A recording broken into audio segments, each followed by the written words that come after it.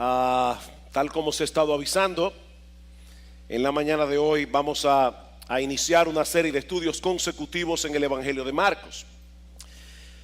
Muchos de ustedes saben que en el Nuevo Testamento encontramos 4 evangelios: Mateo, Marcos, Lucas y Juan, que nos narran la vida del Señor Jesucristo desde 4 perspectivas distintas que se complementan entre sí. Mateo escribe primariamente para un público judío, tratando de demostrar que Jesús es el Mesías que fue profetizado por los profetas del Antiguo Testamento. Por eso Mateo comienza su evangelio con una genealogía que conecta al Señor Jesucristo con el patriarca Abraham y con el rey David. Marcos escribe para los ciudadanos del Imperio Romano con el propósito de presentarles a Jesús como el rey que asume una posición de siervo para dar su vida en rescate por muchos. Lucas se dirige primariamente a los griegos para mostrar a Jesús como el hombre perfecto que vino a salvar y a ministrar en el poder del Espíritu Santo. Mientras que Juan se dirige a todo el mundo sin distinción, presentando a Jesús como aquel que es completamente humano, completamente divino y en el cual debemos creer para ser salvos. 4 biografías autorizadas que nos ayudan a ver quién es Jesús, qué fue lo que Él vino a hacer a este mundo y cuál es la respuesta que nosotros debemos dar a la persona y a la obra del Señor. Ahora, es importante aclarar que los evangelios no son biografías en el sentido moderno de esa palabra.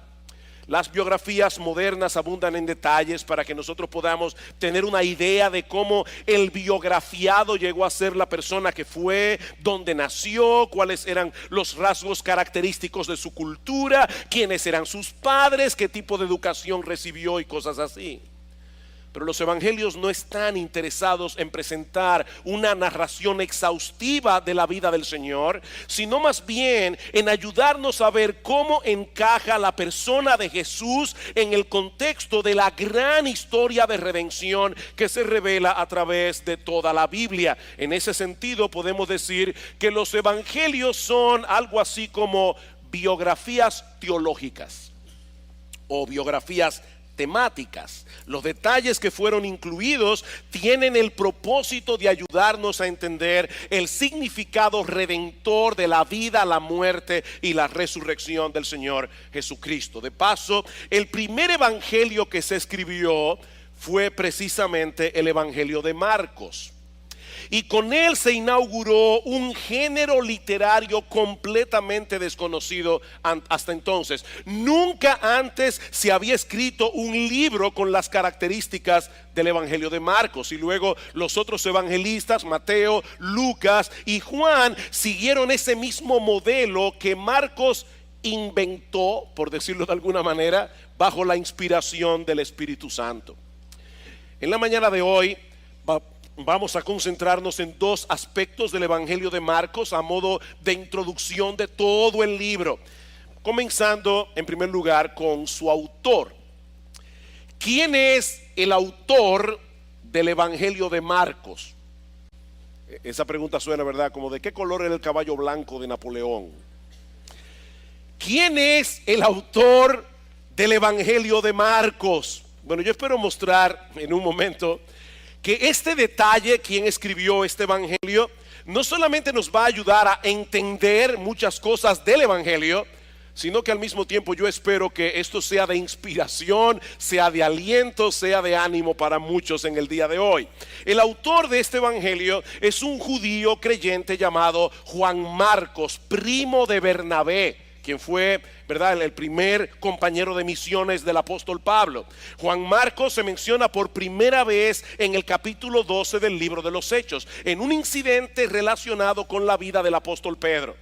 Pedro había sido encarcelado por el rey Herodes y un grupo de creyentes se había reunido precisamente en la casa de Juan Marcos para orar por él. Y cuando Pedro fue milagrosamente liberado por un ángel del Señor, hermanos, ¿a dónde buscó refugio? Precisamente en la casa de Juan Marcos. Es obvio que Pedro era muy cercano a esta familia, a tal punto que en su primera carta Pedro se refiere a Juan Marcos como su hijo en la fe.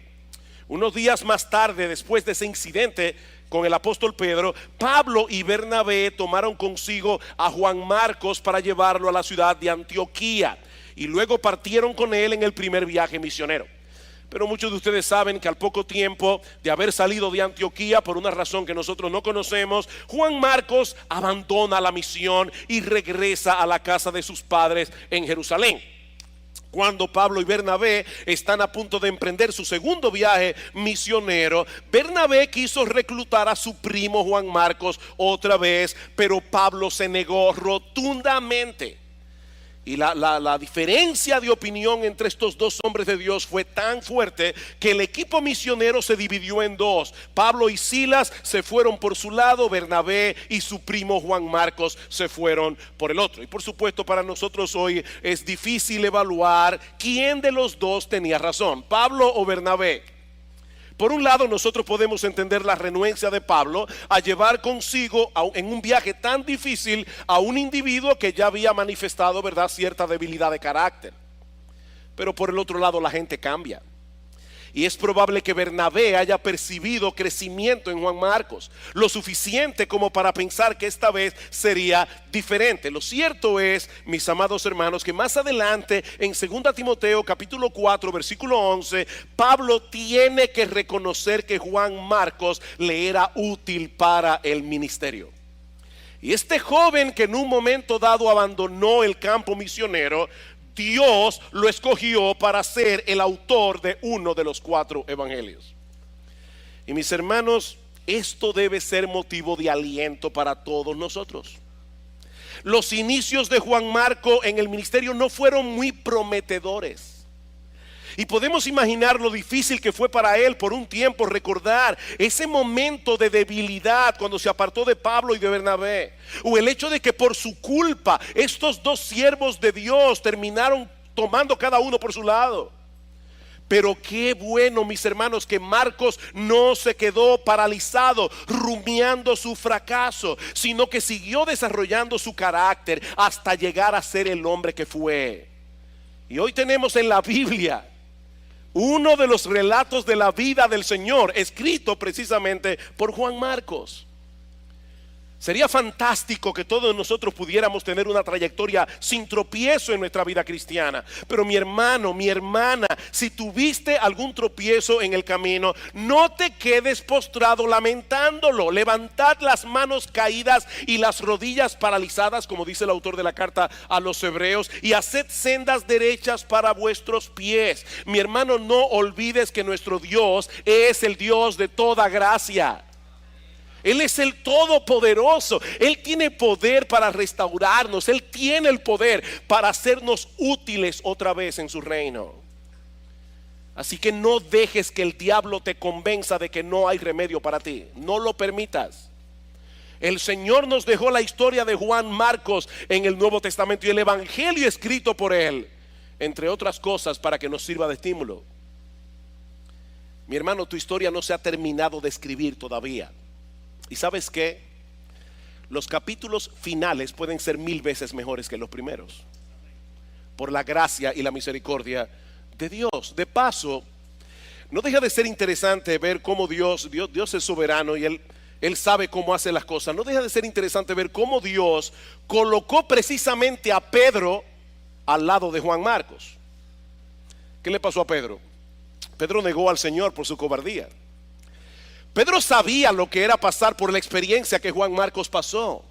Y Dios usó precisamente a Pedro para restaurar a este joven. Uno de los padres de la iglesia, llamado Papías, que había tenido un contacto directo con el apóstol Juan. Papías nació en el año 60 después de Cristo, murió en el año 135. O sea que él vivió en la era apostólica y conoció a muchos de los apóstoles. Papías dice en uno de sus escritos que Marcos había sido el secretario y el traductor del apóstol Pedro, y que escribió con precisión todo lo que Pedro recordaba. pasaba.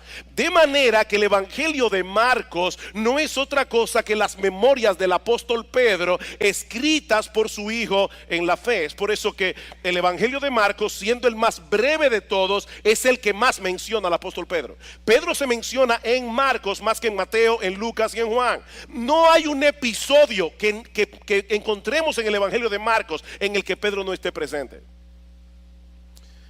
Esa es una de las cosas fascinantes de este Evangelio, que nos permite ver la vida del Señor Jesucristo a través de los ojos de una de las tres personas que estuvieron más cerca de Él durante su ministerio, el impulsivo pero sumamente genuino apóstol Pedro. De hecho, algunos le llaman al Evangelio de Marcos el Evangelio de Pedro, porque es la vida del Señor a través de los ojos de Pedro. ¿Y cuál es el tema principal de este Evangelio?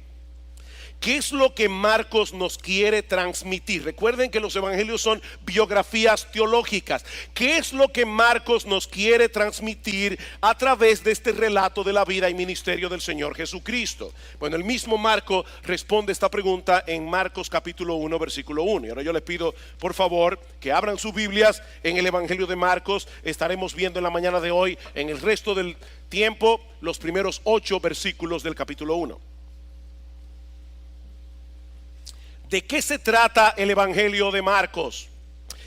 Principio del Evangelio de Jesucristo, Hijo de Dios. La palabra evangelio era muy común en aquellos días, pero nunca se usaba en un contexto religioso. Interesante. Siempre se usaba en un contexto militar o político. La palabra evangelio es una palabra compuesta que significa literalmente noticias que traen gozo. Es una buena noticia, una excelente noticia, una tremenda noticia. Eso es un evangelio.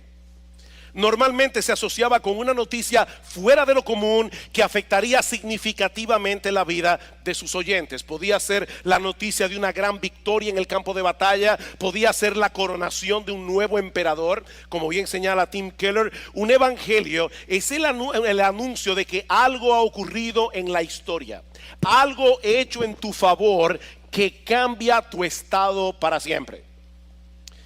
Y mis hermanos, eso es lo que diferencia el cristianismo del resto de las religiones del mundo. Todas las religiones del mundo tienen un consejo que darnos sobre cómo podemos acercarnos a Dios, cómo podemos vivir una vida plena y feliz. Esto es lo que debes hacer para relacionarte con Dios, para alcanzar su favor. Pero el evangelio no consiste en un consejo. El evangelio es un anuncio. Es un anuncio de lo que Dios hizo en la historia a través de la persona de su Hijo, nuestro Señor Jesucristo, para resolver el más grande problema de la raza humana. En otras palabras, el evangelio es la noticia más extraordinaria, es la noticia más transformadora. Y digo esto con temor a sonar superficial, pero es la noticia más alegre que alguna vez alguien haya escuchado jamás. Que Dios mismo se introdujo en la historia para enderezar lo que se torció irremediablemente por culpa del hombre.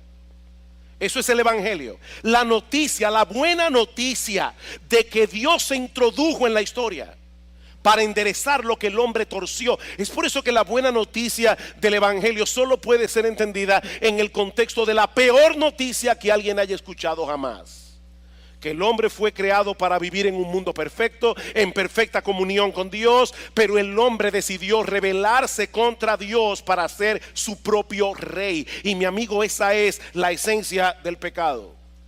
Algunas personas piensan en el pecado como las cosas malas que yo hago: mentir, robar, adulterar, codiciar, matar. Pero el pecado es otra cosa.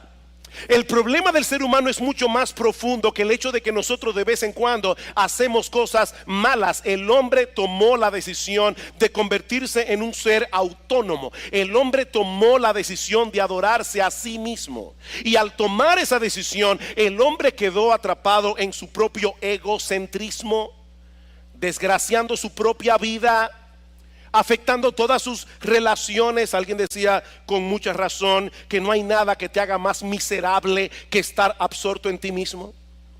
¿Tú quieres ser miserable? Vive centrado en ti. ¿Cómo me siento? ¿Cómo me encuentro? ¿Cómo me tratan los otros? ¿Estoy probando que valgo? ¿Estoy teniendo éxito? ¿Estoy fallando? ¿Me tratan de manera justa o injusta? Todo se trata acerca de mí. Y eso no solo nos hace miserables a nivel personal, eso hace del mundo un lugar difícil y peligroso en el cual vivir, porque no hay nada más destructivo que el egocentrismo. ¿Por qué hay tantas guerras entre naciones? ¿Por qué surgen conflictos familiares? ¿Por qué es tan común que surjan problemas en las relaciones personales? Porque todo el mundo quiere ser el centro del universo. Es tan sencillo como eso. Ustedes recuerdan, y voy a citar aquí un gran filósofo del siglo XX, aquella famosa canción de Vicente Fernández, Sigo siendo el rey. Con dinero y sin dinero hago siempre lo que quiero, mi palabra es la ley. No tengo trono ni reina ni nadie que me comprenda, pero sigo siendo el rey. Sigo siendo el rey. Alguien decía, no se puede cantar Gloria a Cristo el domingo y sigo siendo el rey el resto de la semana. Decide una de las dos. ¿Saben por qué yo creo que esa canción vino a ser tan popular? Porque expresa el verdadero anhelo de mucha gente. Nadie quiere girar en la órbita de los demás, y mucho menos en la órbita de Dios. Y como bien ha dicho alguien, un sistema solar en el que cada planeta quiere que los otros giren a su alrededor no es un sistema solar, es un cataclismo solar. Pero Dios tomó la decisión de introducirse en la historia. No solo para volver las cosas a su estado original, no, lo que Dios decidió fue hacerla muchísimo mejor. Dios se introdujo en la historia para hacer las cosas muchísimo mejor. Esa es la historia de redención que se revela en todas las escrituras. Desde que Adán y Eva pecaron en el huerto del Edén, Dios prometió enviarles un Salvador, un hombre que habría de componer lo que el hombre descompuso. Y a partir de ese momento los profetas del Antiguo Testamento comenzaron a anunciar la llegada de ese rey, un rey glorioso, un rey majestuoso que habría de establecer un reino de paz en la tierra. Una de esas profecías es la que encontramos en el capítulo 40 del libro de Isaías. Y en los capítulo 40 versículos 3 y 4, los capítulos 3 y 4 del profeta Malaquías, el último profeta del Antiguo Testamento. Y allí se nos revela que la llegada de ese Salvador, que la llegada de ese rey sería precedida por un precursor que había de preparar al pueblo para su venida. Cuando un rey iba de visita a una ciudad, generalmente los caminos no eran buenos, así que se mandaba primero un representante que veía cómo estaban los caminos. Si había un montículo lo allanaban, si había un hoyo, un bache, lo rellenaban para que el rey llegara con su carroza en un camino bien preparado. Y en Isaías capítulo 40 versículo 3 dice el profeta: voz que clama en el desierto, preparad camino a Jehová, enderezad calzada en la soledad a nuestro Dios. Todo valle sea alzado, bájese todo monte y collado, lo torcido se enderece y lo áspero se allane, y se manifestará la gloria de Jehová. Y toda carne juntamente la verá, porque la boca de Jehová ha hablado. Es evidente que el Salvador prometido en el huerto del Edén, en Génesis capítulo 3 versículos 15, no es otro que Dios mismo, el cual sería precedido por alguien clamando en el desierto. para que el pueblo se preparara adecuadamente para esa regia visita del Rey del universo. Malaquías concluye el Antiguo Testamento con esa misma expectativa. He aquí yo envío mi mensajero, el cual preparará el camino delante de mí. Dios hablando, yo envío mi mensajero que preparará mi camino delante de mí. Y vendrá súbitamente a su templo el Señor, a quien vosotros buscáis. ¿Y cómo termina Malaquías? He aquí yo os envío al profeta Elías, antes que venga el día de Jehová grande y temible. Así concluye el Antiguo Testamento con esta profecía de Malaquías. Ahora recuerden que Marcos fue el primero de los 4 evangelios, aunque en nuestra Biblia Mateo está primero, pero el primero que escribió fue Marcos. Así que en cierto modo él inaugura el Nuevo Testamento. ¿Y cómo inicia Marcos su evangelio?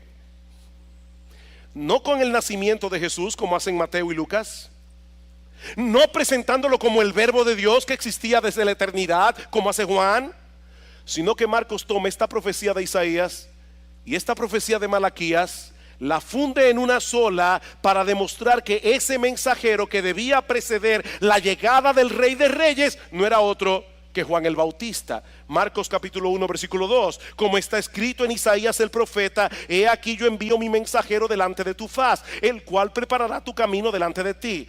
Voz del que clama en el desierto, preparad el camino del Señor, enderezad sus sendas. Bautizaba Juan en el desierto, voz que clama en el desierto, y predicaba el bautismo de arrepentimiento para perdón de pecados. Y salían a él de toda la provincia de Judea, todos los de Jerusalén, y eran bautizados por él en el río Jordán, confesando sus pecados. Y Juan estaba vestido de pelo de camello y tenía un cinto de cuero alrededor de sus lomos, y comía langostas y miel silvestres. Hermanos, ¿dónde estaba Juan bautizando y anunciando la llegada del Mesías?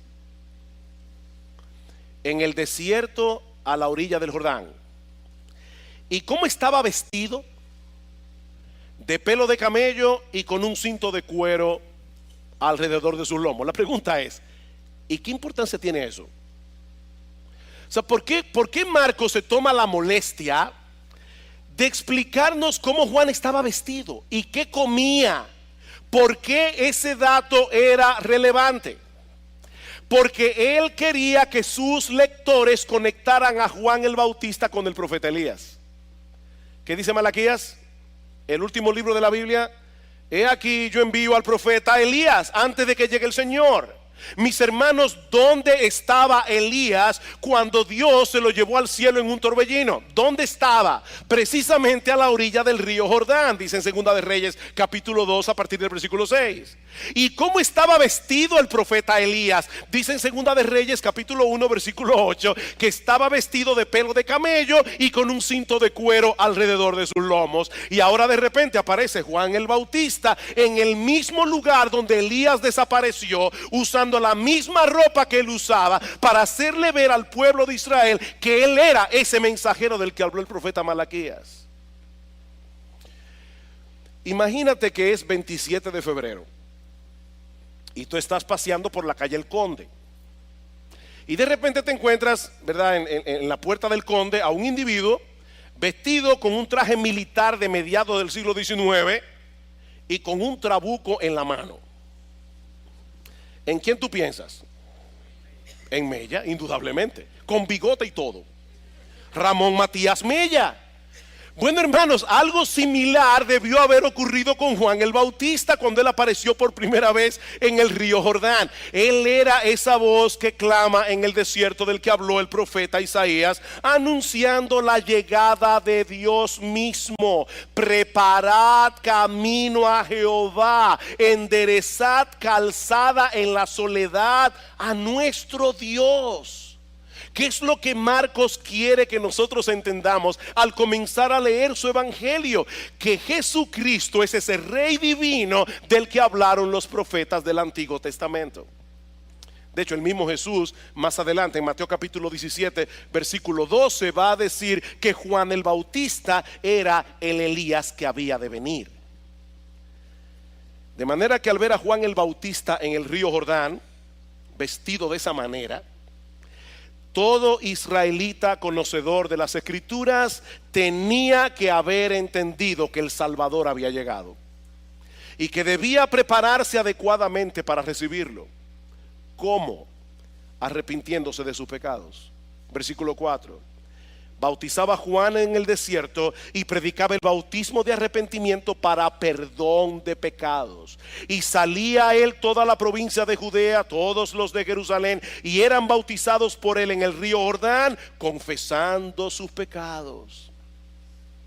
Juan causó una conmoción en la nación de Israel. Gente de toda Judea, todos los habitantes de la ciudad de Jerusalén, se iban al desierto para oírlo predicar y ser bautizados por él. ¿Por qué esta conmoción? Hermanos, habían pasado 400 años después del ministerio de Malaquías, y el pueblo de Israel no había vuelto a ver a un profeta de Dios en 4 siglos. Juan el Bautista fue un escándalo, fue una novedad. Apareció un profeta finalmente para hablarnos la palabra de Dios, y Juan no les doraba la píldora para que siguieran viniendo. Su mensaje era claro y contundente: tienes que arrepentirte de tus pecados, tienes que reconocer que vas por un camino equivocado, tienes que venir humillado confiando en la misericordia de Dios. Por supuesto, en ese momento Juan el Bautista no conocía todos los detalles del evangelio. Él no sabía que Cristo iba a tener que morir en una cruz para que Dios pudiera perdonar nuestros pecados sin pasar por alto su justicia. Pero una cosa él sí sabía: la única manera posible de recibir al Mesías es reconociendo que tenemos un serio problema con la justicia de Dios. Mira, mi amigo, si tú nunca te has visto a ti mismo como un pecador que merece el infierno, tú no eres cristiano. ¿Oíste eso? Si tú nunca te has visto a ti mismo como un pecador que merece el infierno, tú no eres cristiano. Porque el primer paso para llegar a ser cristiano es saberse pecador. El Señor no vino a llamar a justos, Él vino a llamar a pecadores al arrepentimiento. Cuando tú estás sano y te sientes bien, tú no buscas a un médico. Lo primero que hace Dios para llevar a una persona a Cristo es llevarle a reconocer su propio pecado. Recuerda que el evangelio es una buena noticia, pero únicamente para aquellos que conocen la mala noticia. Hablaba en estos días con un taxista. Cada vez que el carro se me daña, por lo menos me da oportunidad de predicar el evangelio. 3 taxistas en un día, 3 que se llevaron el evangelio. Ojalá que alguno de ellos pueda estar aquí hoy, porque lo invité a la iglesia. Hablaba con ese taxista y le decía: mira, déjame decirte algo. Si yo te dijera ahora mismo que yo tengo un tratamiento para el cáncer que ha probado ser efectivo en el 100% de los casos, y que yo te lo ofrezco absolutamente gratis, si tú no tienes cáncer, tú me vas a decir: ay, gracias, lo tendré en cuenta. Ahora, si tú acabas de salir del médico, el médico acaba de ver tu tomografía y te dice: tienes un cáncer en el hígado y es terminal, probablemente te quedan 6 meses de vida, y yo te ofrezco este tratamiento de quimioterapia 100% efectivo, yo estoy absolutamente seguro de que tú vas a recibir la noticia con otros oídos y con otro corazón. Mi amigo, Jesucristo vino al mundo a traer un tratamiento efectivo de quimioterapia que mata las células cancerígenas del pecado, 100% efectivo. Pero para tú buscar a ese Salvador, lo primero que tienes que entender es que el cáncer ya está en tu corazón. Eres pecador, eres pecador. Algún día tendrás que presentarte delante del tribunal de Dios para dar cuenta por tu vida. Y mi amigo, nadie en ese tribunal saldrá bien parado, a menos que reconozca su pecado y confíe únicamente en Cristo para la salvación de su alma. Por otra parte, Juan estaba claro de que él no era más que un precursor. y que Jesús, solo Jesús debía ser exaltado en su predicación. Noten el versículo 7, y predicaba diciendo: viene tras mí el que es más poderoso que yo, a quien no soy digno de desatar encorvado la correa de su calzado. Yo a la verdad os he bautizado con agua, pero él os bautizará con el Espíritu Santo. Él es más poderoso que yo. Él es más grande que yo, Él es más digno que yo. Yo puedo bautizarlos externamente con agua, pero solo Él puede obrar en vuestros corazones a través del poder del Espíritu Santo. Y mis hermanos, de verdad, cuánto necesitamos más predicadores y más creyentes que tengan esa misma disposición de Juan el Bautista, de colocarse en la sombra para que solo Jesús pueda brillar. A veces yo me pregunto, ¿cómo hubiera actuado Pablo, Pedro, Juan el Bautista en una época como esta? ¿Cómo hubieran usado, por ejemplo, las redes sociales? ¿Hubiera tenido Juan el Bautista una cuenta de Facebook o de Instagram? Esa es una pregunta que sería interesante hacerse. Hoy día la gente usa las redes sociales mayormente para promoverse a sí mismo. Nosotros vivimos en una época de muchos paparazzis. ¿Saben lo que es un paparazzi, verdad? Los paparazzi viven buscando a los artistas, a los celebrities y tomándole fotos. Y aquí está fulana de tal en el restaurante tal, se comió un plato de arepa. Yo no sé qué tiene de relevante. Pero entonces ahora las personas usan el Facebook para hacerse un celebrity a sí mismo. Aquí estoy yo comiendo mi arepa. Y lo publica en Facebook, en Instagram. Estoy triste. En el capítulo 1 de Juan hay una escena interesante. Vayan conmigo al Evangelio de Juan. Juan capítulo 1. Escuchen esto, mis hermanos, porque esto es un texto interesante. Y yo creo que este texto me responde cómo Juan el Bautista hubiera usado su cuenta de Facebook de haber tenido una. Versículo 19 del capítulo 1 de Juan. Este es el testimonio de Juan cuando los judíos enviaron de Jerusalén sacerdotes y levitas para que le preguntasen: ¿tú quién eres? Imagínense esa comitiva de gente importante, ¿verdad? Llegan a ver a Juan el Bautista y le hacen esta pregunta: ¿quién eres tú? La respuesta de Juan: confesó y no negó, sino confesó: yo no soy el Cristo. Él no dijo nada de sí mismo, él simplemente dijo que él no era el Cristo. Y le preguntaron: ¿qué pues? ¿Eres tú Elías? No, no soy. ¿Eres tú el profeta? No. Pues ¿quién eres para que demos respuesta a lo que nos enviaron? ¿Qué dices de ti mismo? Wow. Imagínate que te llevan a la televisión, prime time, el programa que todo el mundo ve, y te dicen: lo único que queremos saber de ti es dime qué tú dices de ti mismo. Wow, ¿ustedes saben todo lo que Juan el Bautista pudo haber dicho?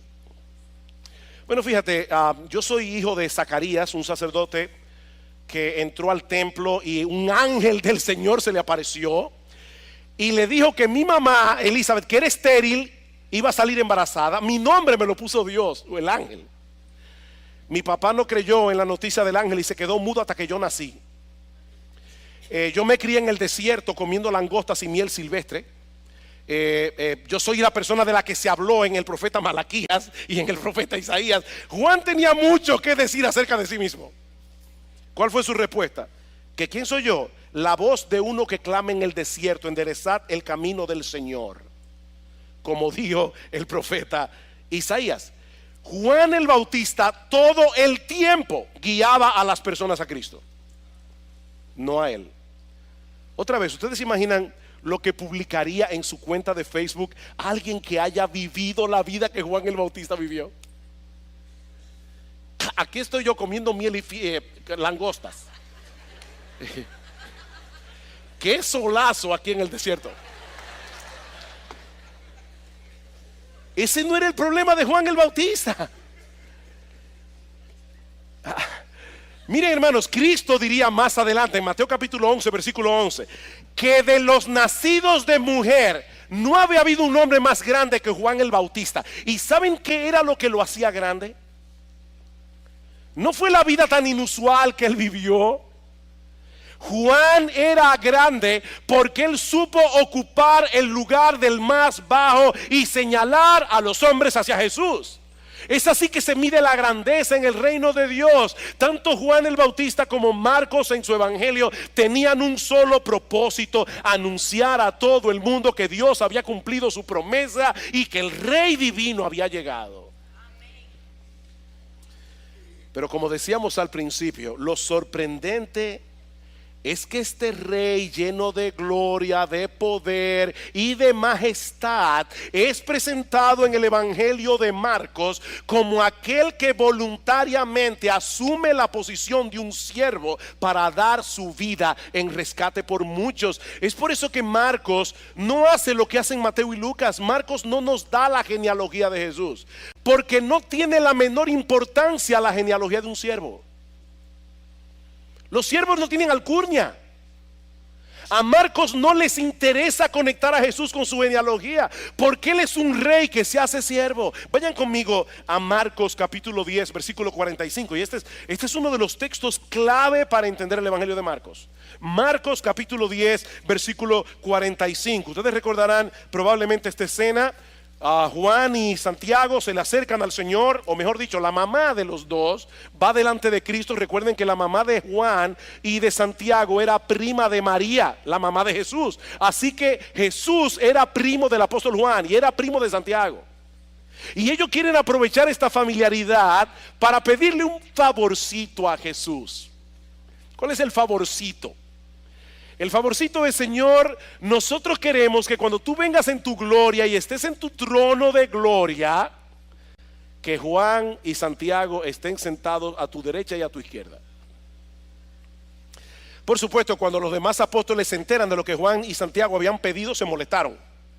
No porque lo vieron como poco espiritual, sino porque se le adelantaron. Era obvio para Jesús que estos hombres necesitaban una lección de humildad. Y Jesús no tenía una mejor ilustración que darles que su propia vida. Versículo 42. Mas Jesús llamándolos les dijo: sabéis que los que son tenidos por gobernantes de las naciones se enseñorean de ellas, y sus grandes ejercen sobre ella potestad. Pero no será así entre vosotros, sino que el que quiera hacerse grande entre vosotros será vuestro servidor, y el que de vosotros quiere ser el primero será siervo de todos. Porque el Hijo del Hombre no vino para ser servido, sino para servir y para dar su vida en rescate por muchos.